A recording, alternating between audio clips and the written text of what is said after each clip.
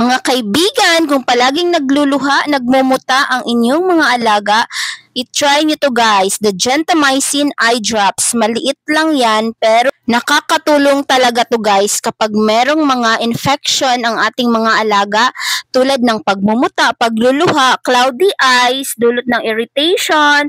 O diba nakakatulong si Gentamicin guys. Ginagawa ko dito guys, 1 to 2 drops daily kapag merong infection ang aking mga alaga like sa pusa and sa aso. At guys, mabilis ang kanyang resulta. Napatunayan ko na yan guys kasi sa pusa at sa aso ko nagka-irritate ang kanilang mga mata.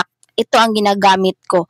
At ang kagandahan pa dyan guys, murang-mura na siya. Meron pa silang mga pa-discount at minsan merong mga buy one get one, buy two get one yan. Napakasulit talaga guys. Kaya kung ako sa inyo, kung meron kayong mga alagang aso at pusa, kailangan meron din kayong Gentamicin eye drops para matulungan natin sila sa kanilang eye infection. Nandyan lang po sa aking yellow basket. Murang-mura lang to guys.